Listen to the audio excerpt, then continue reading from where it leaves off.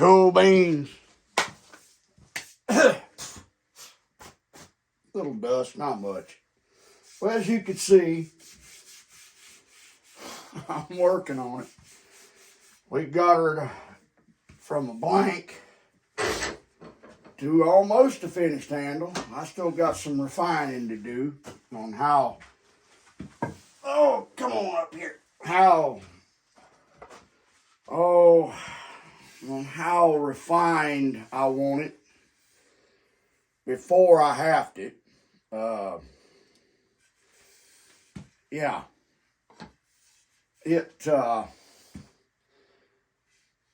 It needed thinning, which I'm working on still. It's still a little bit heavy in here. It's got great lines. It's a beautiful, beautiful piece of wood. It's got a little run out here and there, but heart and sapwood. It's got about an even combination. It's a little run out, but the run out's not bad.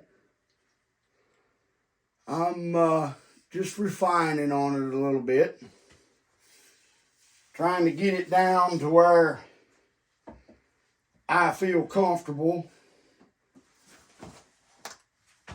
in my hand. It feels comfortable in my hand. Sorry, I'm kind of distracted. You get one this far, you hate to mess it up. I feel kind of confident about where it's going, how it's turning out. It's a little, what you'd say, out of proportion, but I'm going to work on that. Like I said before, your hands will tell you more than your eyes will ever see. So I let my hands do a lot of the talking, a lot of the looking, and I can feel, from experience on slinging axes and splitting wood and holding many different axe handles. I like the Hick stick, everybody knows that. I like the 30C from Whiskey River. Buchan's got a great handle. Casterman has a beautiful, well-made handle. West Coast, there's several others. The Amish do an outstanding job with multiple handles. I know they can do individual ones just about as good or better. This was my first one, and it came from a block of wood similar to this block of wood, which will be another handle, one that I am really, really looking forward to doing. But I've got plans for this one, my first one. I'll get it finished and hafted with a special head and get it branded. And we'll see how it turns out and where it ends up. We've got a special place for this one, being my first handle. The hickory was donated by Josh Hickstick in the blank form. He was gracious enough to come to Tazapalooza and donate some blanks. We were going to do some hafting and some handle building there, but unfortunately he got called away early and that never happened. But he was gracious enough to leave us the wood, and for that I am eternally grateful. I would have to be waiting on my own shipment of wood to come in. And I'm not talking about a truckload or getting into the business. I'm talking about just a few pieces to where I can display and experiment and things like that. I'm not trying to start my own axe handle company. I just don't have the time. I might have the patience, but I don't have the time. So I have plenty of work to do around here without getting into the full-time axe handle business. Would I love to? Absolutely. Nothing would please me more than to get into something like this full-time. I enjoy working in the wood. I really do. I don't know any of you fellas that don't. I think everybody I know enjoys working in the wood. It's relaxing, you know. You can clear your head and all that sort of stuff. Nothing wrong with clearing your head.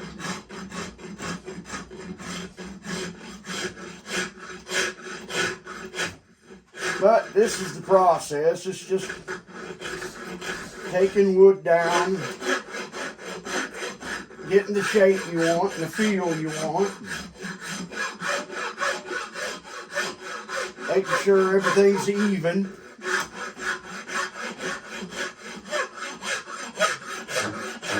I'm just enjoying my 2 days off.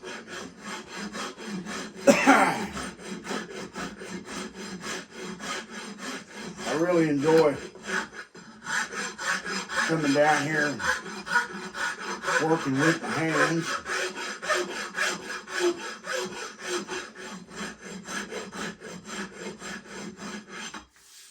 I really do.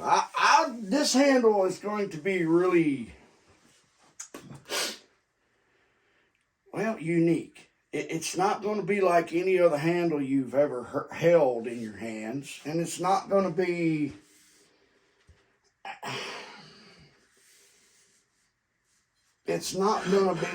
your typical axe handle. You know, this is going to have a lot of different curves and refined areas that normally you wouldn't see, areas that are thinner than others on purpose. Like in the palm swell area, it'll be thinner than the main section, but it will all flow, you know, up front. You know, you don't want a really heavy, thick handle, because that's where basically your hand starts. On the backstroke, your hands aren't together.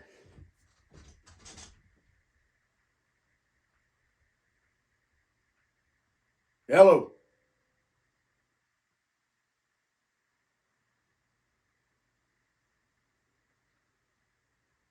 Hello.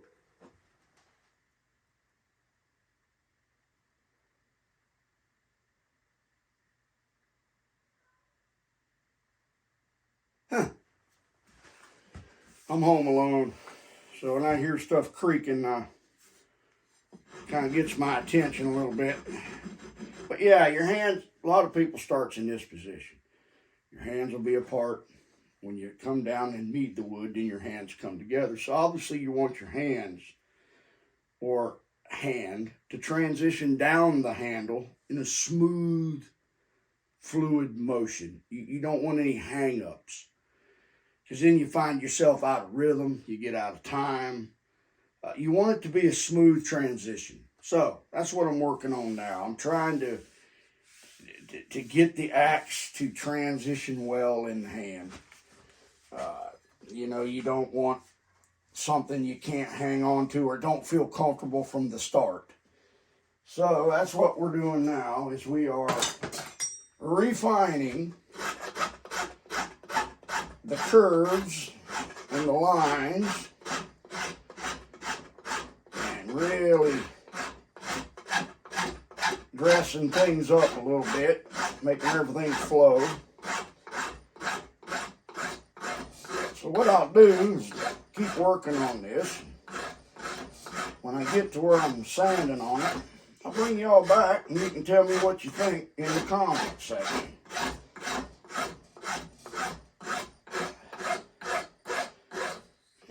keep refining and tuning and seeing what we can come up with. I know one thing.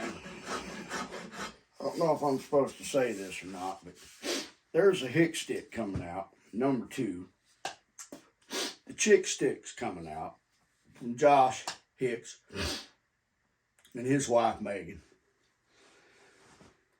That number 2 is probably about as fine a handle as you're probably ever going to see or hold. I cannot wait to get a chance to get my hands on one of them.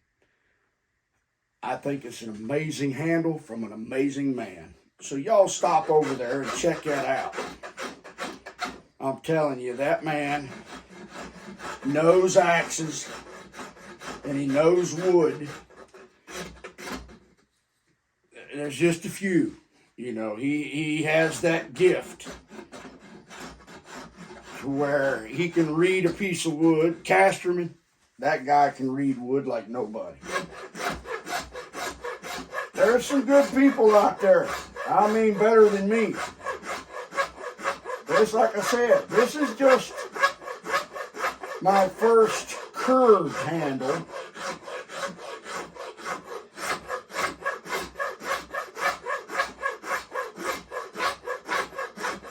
I've made handles in the past, but you know, when you're poor growing up and you got 8 cousins and a brother and uncles and dad and grandpa, and all of them want to swing an axe and run chainsaws. Well, we could barely afford just 2 saws probably to go between all of us.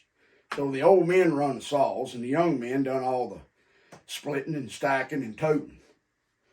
Well, you know, young men, they break handles. So what's the old men tell you? There's the mountain, go cut you a handle. Well, gung-ho as we was, well, we can do that. Okay. They was warped. They had nails drove in them for wedges. They were some of the crookedest, loosest handles I believe young men could make. But that's what we had to make do with, and that's what we did. They get loose, we'd throw them in the creek, let the head swell on them. When the head swelled up, we'd use them till they got loose again, then go put them right back in the creek. We break one, you know where the heel's at. They weren't perfect by no means. So this was my first, I would have to say, legitimate curved handle for an axe that I believe how they should be made.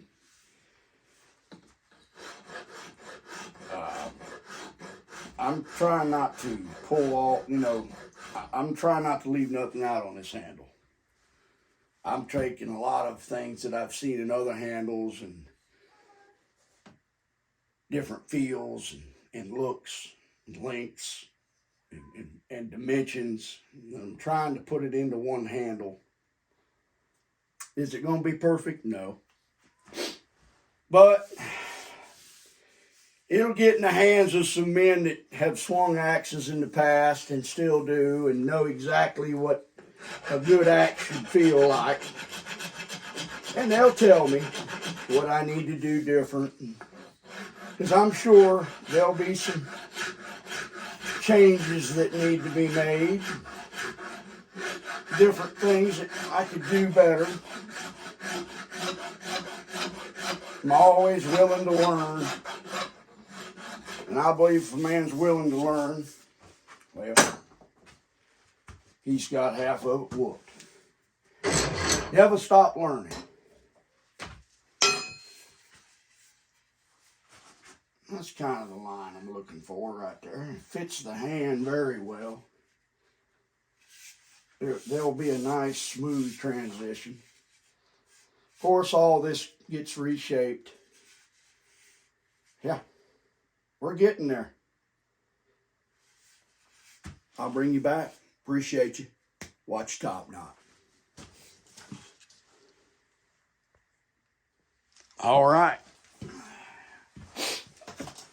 After some detailed finishing and sanding, figured out the palm swell I wanted, how it felt in the hand. I believe I've come up with what I wanted, and it's ready for an axe head. I just have to find one. So y'all tell me what you think of that. Leave a comment, please. I think it turned out absolutely gorgeous. It's got a great palm swell. Of course, it's, it needs hafted and finished sanding. But I believe it absolutely turned out exactly what I wanted. Good palm swell. Get your hand around it really good. It's got the teardrop front on it, where you can index it. You can feel the top, It's round in the back of your hand here on top, but yet it allows your fingers to close in the shape of the bottom of the crease in your fingers. It's got the crease there, so it feels really nice.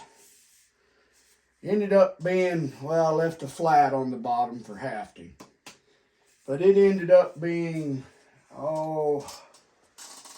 let's see if I can find a tape measure.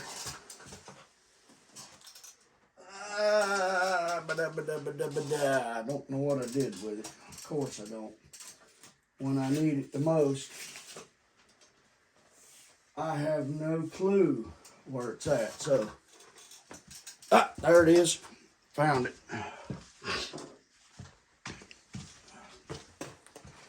Overall length of this handle ended up being 31 inches exactly. So by the time you haft it, take off a 1/2 inch on the top to the palm swell where your hand's going to finally rest. You're looking at about 28 inches. Overall 30 and 29.5, 30 inches. Once I get this hafted, I will probably come in here and just round that off. Or I may leave it like it is. Y'all tell me what you think. Leave it like it is, or excuse me, round it over a little bit here.